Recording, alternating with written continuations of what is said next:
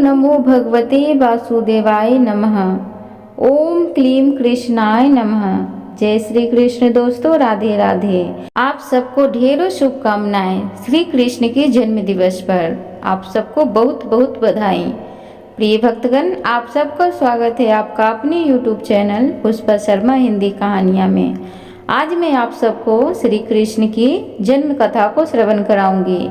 आप सबसे निवेदन है कि कृपया कथा को पूरी ही श्रद्धा के साथ जरूर श्रवण करें। तो चलिए श्री नारायण के चरणों को स्मरण करते हुए कथा को प्रारंभ करते हैं।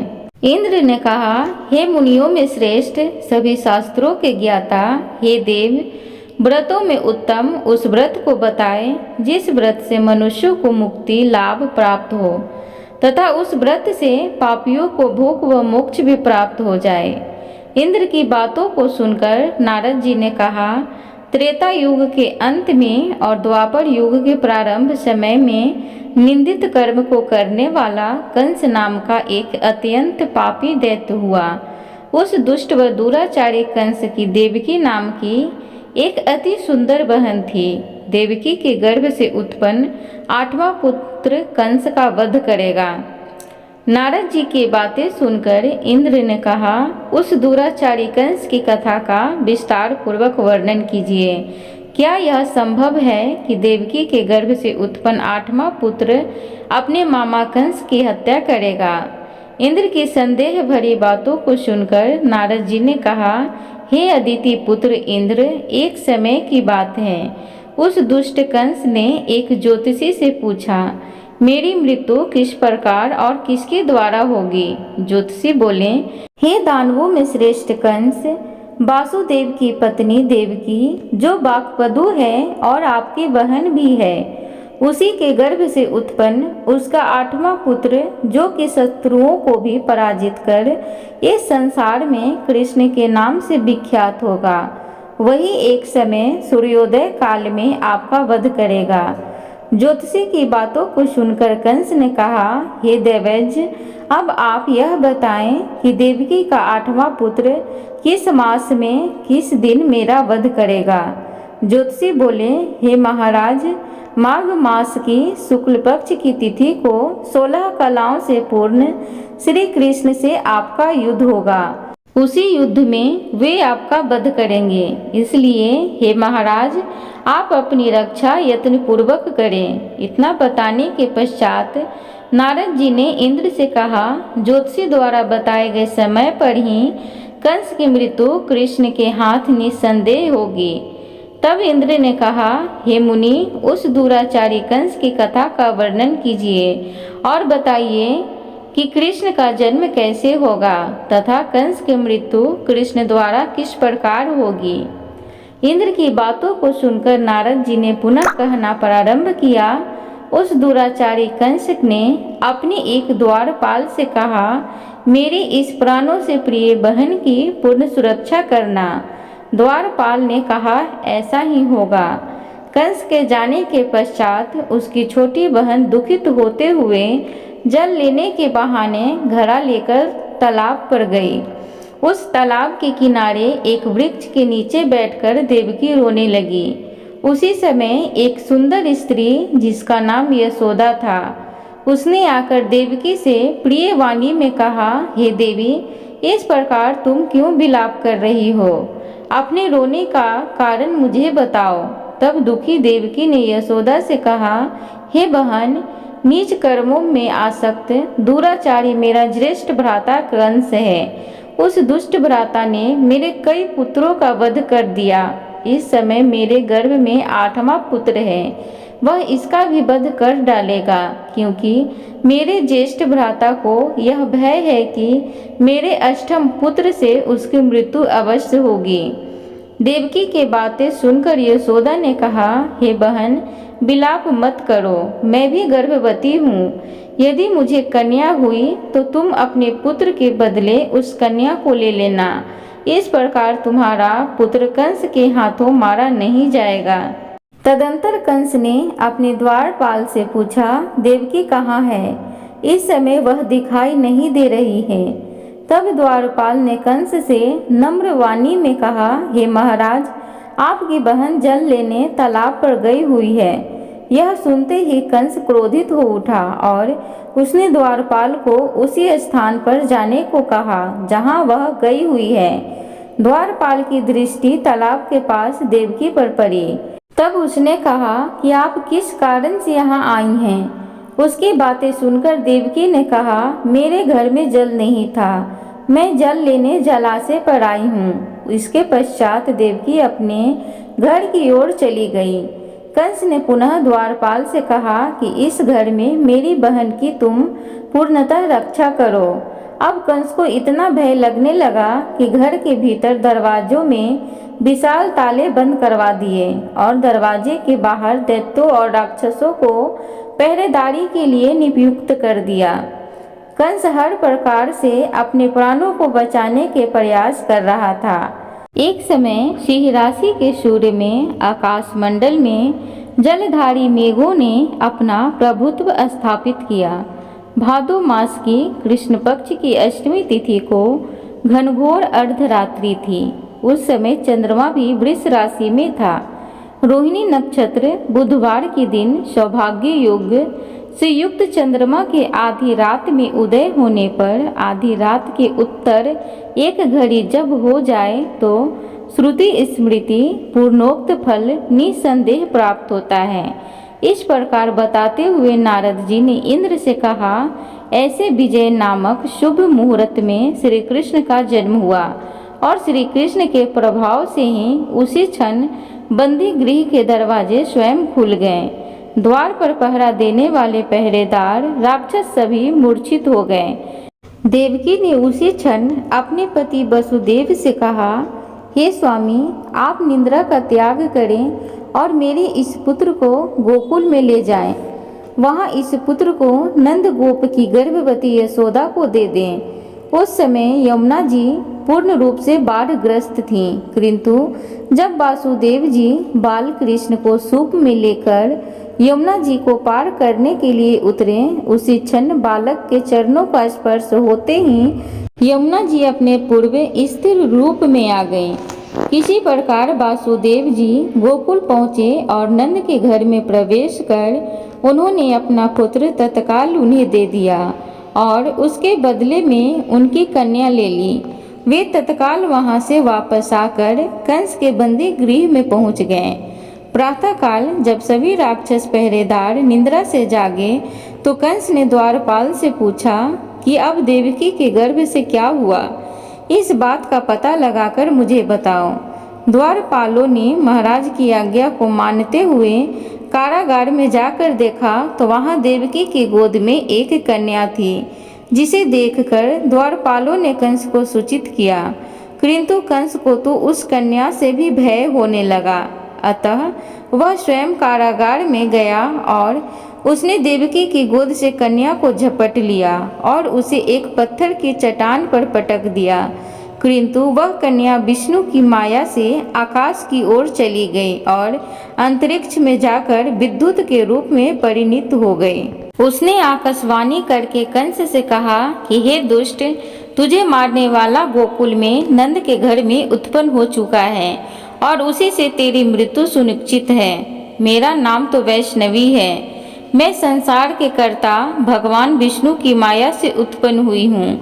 इतना कहकर वह स्वर्ग की ओर चल गई। उस आकाशवाणी को सुनकर कंस क्रोधित हो उठा।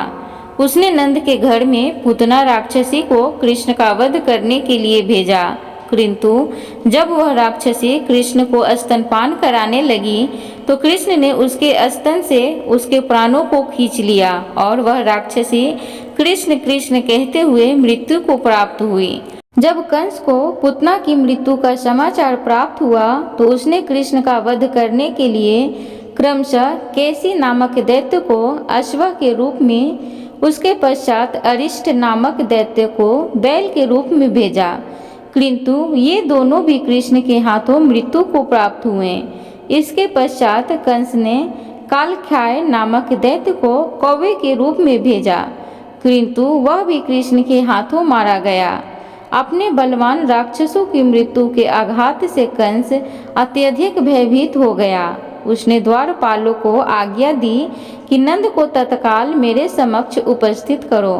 द्वारपाल नंद को लेकर जब उपस्थित हुए तब कंस ने नंद से कहा कि यदि तुझे अपने प्राणों को बचाना है तो परिजात के पुष्प ले आओ। यदि तुम नहीं ला पाए तो तुम्हारा वध निश्चित है। कंस की बातों को सुनकर नंद ने ऐसा ही होगा कहा और अपने घर की ओर चले गए। घर आकर उन्होंने संपूर्ण वृत्तांत अपनी पत्नी यशोदा को सुनाया, जिसे श्री कृष्ण भी सुन रहे थे। एक दिन श्री कृष्ण अपने मित्रों के साथ यमुना नदी के किनारे गेंद खेल रहे थे और अचानक स्वयं ने ही गेंद को यमुना में फेंक दिया। यमुना में गेंद फेंकने का मुख्य उद्देश्य यही था कि वे किसी प्रकार पारिजात पुष्पों को ले आएं। अतः वे कदम के वृक्ष पर चढ़कर यमुना में कूद पड़े। कृष्ण के यमुना में कूदने का समाचार श्रीधर नामक गोपाल ने यशोदा को सुनाया। यह सुनकर यशोदा भागती हुई यमुना नदी के किनारे आ पहुंची और उसने यमुना नदी की प्रार्थना करते हुए कहा, हे यमुना, यदि मैं बालक को देखूंगी तो भाद्रपद मास की रोहिणी युक्त अष्टमी का व्रत अवश्य करूंगी, क्योंकि दया दान सज्जन प्राणी ब्राह्मण कुल में जन्म, रोहिणी युक्त अष्टमी, गंगा जल एकादशी, गया श्राद्ध और रोहिणी व्रत ये सभी दुर्लभ हैं। हजारों अश्वमेध यज्ञ, सहस्त्रों राजसु यज्ञ, दान, तीर्थ और व्रत करने से जो फल प्राप्त होता है वह सब कृष्ण अष्टमी के व्रत को करने से प्राप्त हो जाता है। यह बात नारद ऋषि ने इंद्र से कही। इंद्र ने कहा, हे मुनियों में श्रेष्ठ नारद, यमुना नदी में कूदने के बाद उस बाल रूपी कृष्ण ने पाताल में जाकर क्या किया, यह संपूर्ण वृतांत भी बताएं। नारद ने कहा, हे इंद्र, पाताल में उस बालक से नागराज की पत्नी ने कहा कि तुम यहाँ क्या कर रहे हो, कहाँ से आए हो और यहाँ आने का क्या प्रयोजन है। नागपत्नी बोली, हे कृष्ण, क्या तूने धृत क्रीड़ा की है जिसमें अपना समस्त धन हार गया है? यदि यह बात ठीक है तो कंकड़, मुकुट और मणियों का हार लेकर अपने घर में चले जाओ, क्योंकि इस समय मेरे स्वामी शयन कर रहे हैं। यदि वे उठ गए तो वो तुम्हारा भक्षण कर जाएंगे। नागपत्नी की बातें सुनकर कृष्ण ने कहा, हे कांते, मैं किस प्रयोजन से यहाँ आया हूँ वह वृतांत मैं तुम्हें बताता हूँ। समझ लो, मैं कालिये नाग के मस्तक को कंस के साथ धृत में हार चुका हूँ और वही लेने मैं यहाँ आया हूँ। बालक कृष्ण की इस बात को सुनकर नागपत्नी अत्यंत क्रोधित हो उठी और अपने सोए हुए पति को उठाते हुए उसने कहा, हे स्वामी, आपके घर यह शत्रु आया है, अतः आप इसका हनन कीजिए। अपनी स्वामिनी की बातों को सुनकर कालिये नाग निद्रा अवस्था से जाग पड़ा और बालक कृष्ण से युद्ध करने लगा। इस युद्ध में कृष्ण को मूर्छा आ गई।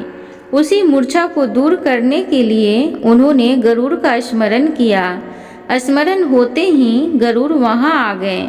श्री कृष्ण गरुड़ पर चढ़कर कालिया नाग से युद्ध करने लगे और उन्होंने कालिये नाग को युद्ध में पराजित कर दिया। अब कालिया नाग ने भली भांति जान लिया था कि मैं जिससे युद्ध कर रहा हूँ वे भगवान विष्णु के अवतार श्री कृष्ण ही हैं। अतः उन्होंने कृष्ण के चरणों में साष्टांग प्रणाम किया और परिजात से उत्पन्न बहुत से पुष्पों को मुकुट में रखकर कृष्ण को भेंट किया। जब कृष्ण चलने को हुए तब कालिया नाग की पत्नी ने कहा, हे स्वामी, मैं कृष्ण को नहीं जान पाई। हे जनार्दन, मंत्र रहित, क्रिया रहित, भक्ति भाव रहित मेरी रक्षा कीजिए। हे प्रभु, मेरे स्वामी मुझे वापस दे दें। तब श्री कृष्ण ने कहा, हे सर्पिणी, दैत्यों में जो सबसे बलवान है उस कंस के सामने मैं तेरे पति को ले जाकर छोड़ दूंगा, अन्यथा तुम अपने घर को चली जाओ। जब श्री कृष्ण कालिया नाग के फन पर नृत्य करते हुए यमुना के ऊपर आ गए, तदंतर कालिया की फुंफकार से तीनों लोक में कंपन हो गया।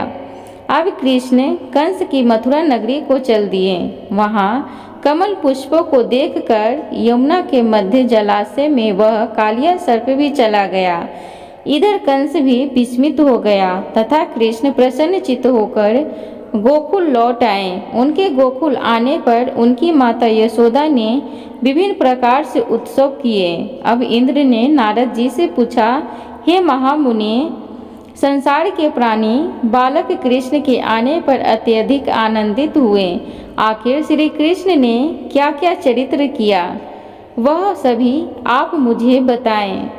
नारद ने इंद्र से कहा, मन को हारने वाला मथुरा नगर यमुना नदी के दक्षिण भाग में स्थित है। वहाँ कंस का महाबलशाली भाई चाणूर रहता था। उस चाणूर से श्री कृष्ण के मल्ल युद्ध की घोषणा की गई। हे इंद्र, कृष्ण एवं चाणूर का मल्ल युद्ध अत्यंत आश्चर्यजनक था। चाणूर की अपेक्षा कृष्ण बाल रूप में थे। भेरी, शंख और मृदंगों से शब्दों के साथ कंस और केसी इस युद्ध को मथुरा की जनसभा के मध्य में देख रहे थे। रंगशाला के अखाड़ों में चाणूर, मुष्टिक, सल, तोसल आदि बड़े बड़े भयंकर पहलवान दंगल के लिए प्रस्तुत थे। महाराज कंस अपने बड़े बड़े नागरिकों तथा मित्रों के साथ उच्च मंच पर विराजमान था। रंगशाला में प्रवेश करते ही श्री कृष्ण ने अनायास ही धनुष को अपने बाएं हाथ से उठा लिया। पलक झपकते ही सबके सामने उसकी डोरी चढ़ा दी तथा डोरी को ऐसे खींचा कि वह धनुष भयंकर शब्द करते हुए टूट गया। धनुष की रक्षा करने वाले सारे सैनिकों को दोनों भाइयों ने ही मार गिराया। कुबल्या पीर का वध कर श्री कृष्ण ने उसके दोनों दांतों को उखाड़ लिया और उससे महावत एवं अनेक दुष्टों का संहार किया। कुछ सैनिक भाग खड़े हुए और महाराज कंस को सारी सूचनाएं दी तो कंस ने क्रोध से दांत पीसते हुए चाणूर, मुष्टिक को शीघ्र ही दोनों बालकों का वध करने के लिए इंगित किया। इतने में श्री कृष्ण एवं बलदेव अपने अंगों पर खून के कुछ छींटे धारण किए हुए हाथी के विशाल दांतों को अपने कंधों पर धारण कर सिंह शावक की भांति मुस्कुराते हुए अखाड़े के समीप पहुँचे। चाणूर और मुष्टिक ने उन दोनों भाइयों को मल्ल युद्ध के लिए ललकारा।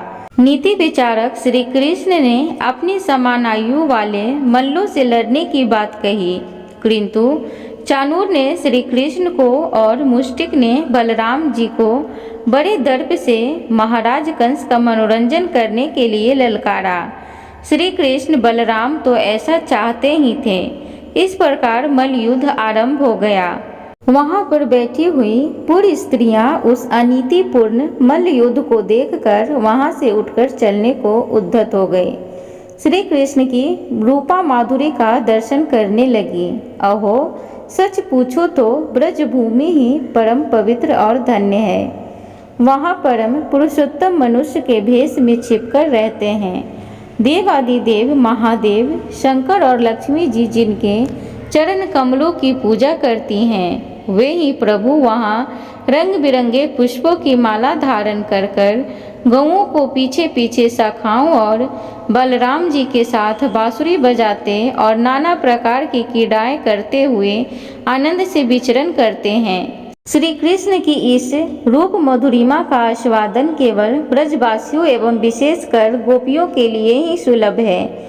वहाँ के मयूर, सुक, सारी गौएं, बछड़े तथा नदियाँ सभी धन्य हैं। वे स्वच्छंद रूप से श्री कृष्ण की विविध प्रकार की मधुरियों का पान करके निहाल हो जाते हैं। अभी वे ऐसी चर्चा कर ही रही थीं कि श्री कृष्ण ने चाणूर और बलराम जी ने मुष्टि को पछाड़कर उनका वध कर दिया।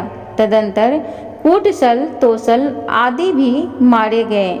इतने में कंस ने क्रोधित होकर श्री कृष्ण, बलदेव और नंद वासुदेव सबको बंदी बनाने के लिए आदेश दिया, किंतु सबके देखते ही देखते बड़े वेग से उछलकर श्री कृष्ण उसके उच्च मंच पर पहुंच गए और उसकी चोटी पकड़कर नीचे गिरा दिया तथा उसकी छाती के ऊपर कूद गए, जिससे उसके प्राण पखेरु उड़ गए। इस प्रकार सहज ही कंस मारा गया। श्री कृष्ण ने रंगशाला में अनुचरों के साथ कंस का उद्धार किया। कंस के पूजित शंकर जी इस रंग को देखकर कृत्य हो गए, इसलिए उनका नाम श्री रंगेश्वर हुआ। यह स्थान आज भी कृष्ण की इस रंगमयी लीला की पताका फहरा रहा है। श्रीमद् भागवत के अनुसार तथा श्री विश्वनाथ चक्रवर्ती पाद के विचार से कंस का वध शिवरात्रि के दिन हुआ था, क्योंकि कंस ने अक्रूर को एकादशी की रात अपने घर बुलाया तथा उससे मंत्रणा की थी। श्री कृष्ण ने अपने पैरों को चाणूर के गले में फंसाकर उसका वध कर दिया। चाणूर की मृत्यु के पश्चात उनका मल्ल युद्ध केसी के साथ हुआ। हे इंद्र, उसी क्षण श्री कृष्ण ने गरुड़, बलराम तथा सुदर्शन चक्र का ध्यान किया, जिसके परिणाम स्वरूप बलदेव जी सुदर्शन चक्र लेकर गरुड़ पर आरूढ़ होकर आ गए। उन्हें आता देखकर बालकृष्ण ने सुदर्शन चक्र को उससे लेकर स्वयं गरुड़ की पीठ पर बैठकर न जाने कितने ही राक्षसों और दैत्यों का वध कर दिया, कितनों के शरीर अंग भंग कर दिए। इस युद्ध में श्री कृष्ण और बलदेव ने असंख्य दैत्यों का वध किया। बलराम जी ने अपने आयुध शस्त्र हल और कृष्ण ने सुदर्शन चक्र से माघ मास की शुक्ल पक्ष की सप्तमी को विशाल दैत्यों का समूह का सर्वनाश किया। जब अंत में केवल दुराचारी कंस ही बच गया तो कृष्ण ने कहा, हे दुष्ट अधर्मी दुराचारी, अब मैं इस महायुद्ध स्थल पर तुझसे युद्ध करूंगा तथा तेरा वध कर इस संसार को तुझसे मुक्त कराऊंगा। यह कहते हुए श्री कृष्ण ने उसके केशों को पकड़ लिया और कंस को घुमाकर पृथ्वी पर पटक दिया, जिससे वह मृत्यु को प्राप्त हुआ। कंस के मरने पर देवताओं ने शंख घोष व पुष्प वृष्टि की। वहां उपस्थित समुदाय श्री कृष्ण की जय जयकार कर रहा था। कंस की मृत्यु पर नंद देवकी, वसुदेव, यशोदा और इस संसार के सभी प्राणियों ने हर्ष पर्व मनाया। प्रिय श्रोतागण, तो इस प्रकार श्री कृष्ण की जन्माष्टमी की कथा है। आप सबसे उम्मीद है कि आप लोग को ये कथा अच्छी लगी हो, तो कृपया वीडियो को लाइक करें, चैनल को सब्सक्राइब करें, कमेंट बॉक्स में जय श्री कृष्ण जरूर लिखें। धन्यवाद।